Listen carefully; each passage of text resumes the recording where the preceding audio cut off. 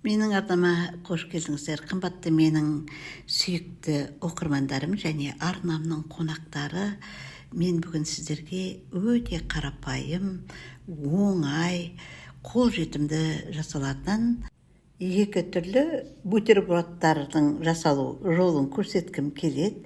Мен бұл бутербродтарды өте жиі жасап тұрамын. Балаларға жеуге өте ыңғайлы.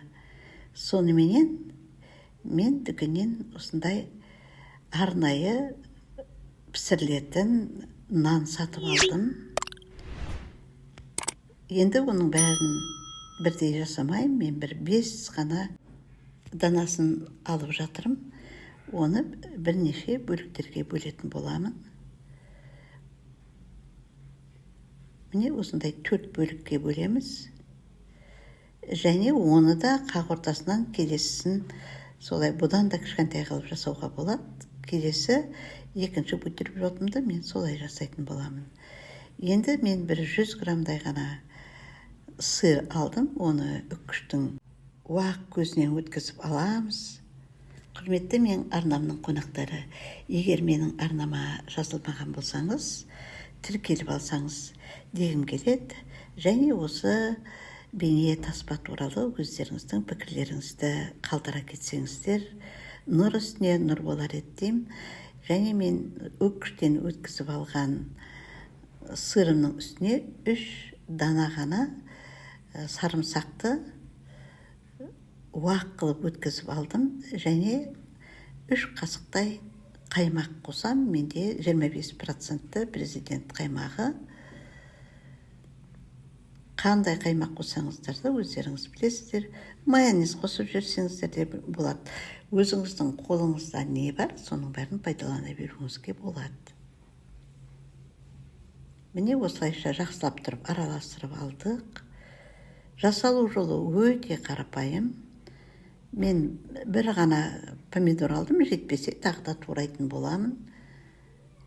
Енді не нәрсені де бір жеп қоятындай қылып жасаған дұрыс деп ойлаймын. Және бір ұзынша қияр алдым.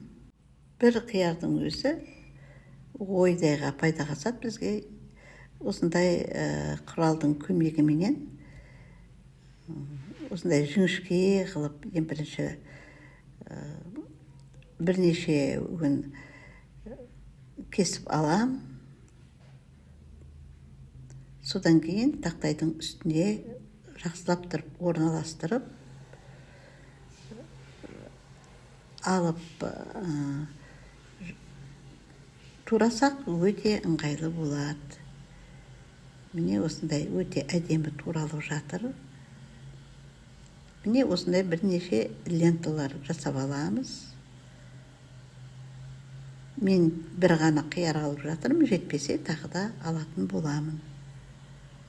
Міне бірнешеуін жасап шығардым. Әрине қиярдың суын салфеткамен сорғызып алатын боламыз, біздің жұмыс жасауымызға ыңғайлы болу үшін. Енді әрине көк шөптер керек.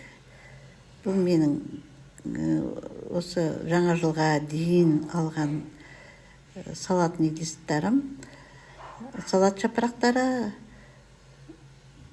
Бұл салат жапырақтарының сақталуы менің арнамда бар, кіріп қарауларыңызға болады. Мен 29 желтоқсан күні алдым.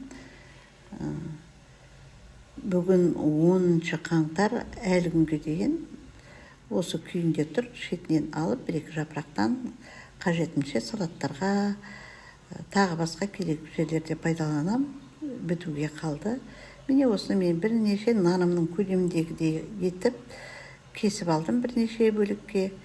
Енді жаңағы жасап алған сырымызды нанымыздың бетіне тегістеп тұрып жақсылап жағып аламыз. Оның бетіне салат жапырақтарын саламыз.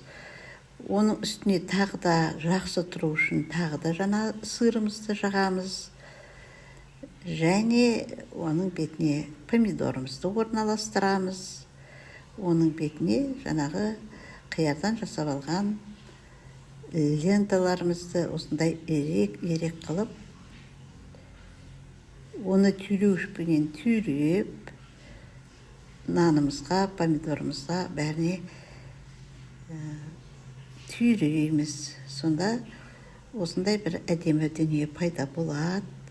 Бұндай бутербродтарды жұмыс жасап жүрген адамдар жұмыста бір мерекелік дастархандар болады, бір туған күндер, асығыс жасай қоятын болады. Сондай кезде сіз дастарханыңызға, столыңызға, яғни жасап жатқан осындай бутербродтар жасасаңыз, сіздің фуршетті столыңыз өте әдемі болады.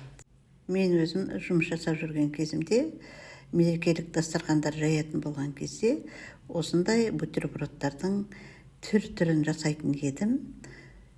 Міне мен сіздерге ең қарапайым түрін ұсынып жатырмын. Болашақта тағы да басқа түрлерімен бөлісетін боламын.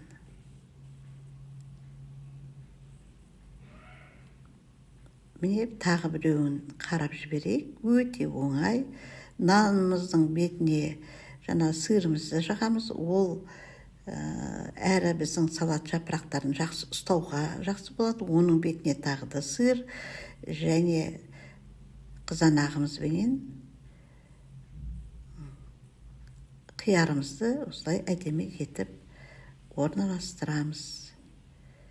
Міне осындай әдемі дүниелер пайда болды.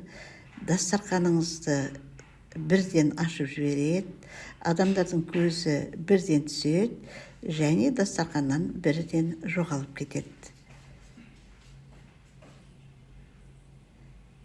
Міне достар, енді екінші түрін жасап көрейік. Міне жаңағы нанымды мен тағы да екіге бөліп тастадым. Енді фуршеттерге арнайы дайындалатын болғаннан кейін жайдап шетінен алып, жеуге ыңғайлы болу үшін осындай кішкентай қылып жасаған өте ыңғайлы. Тағы да жаңағы сырымызды нанымыздың бетіне бәрін осылай тегістеп жағып аламыз.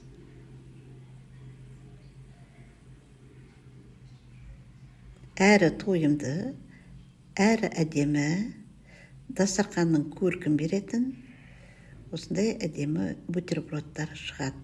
Енді мен үйдегі бар қалған бір икра бар екен.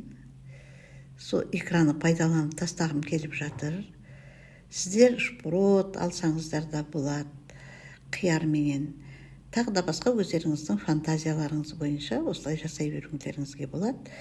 Мен қонақтан қалған икра, соны пайдаланып тастағым келіп жатыр. Желініп қалсын деп.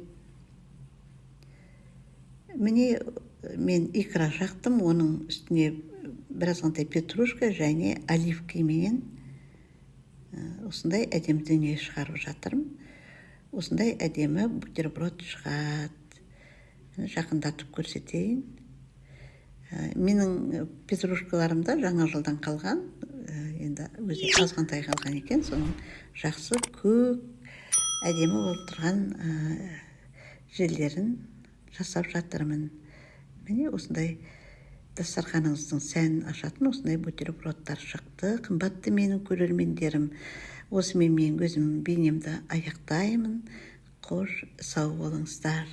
Егер бейне жазба ұнаса, лайк басуды, арнаға тіркелуді, пікір қалдыруды және достарыңызбен бөлісуді ұмытпаңыздар.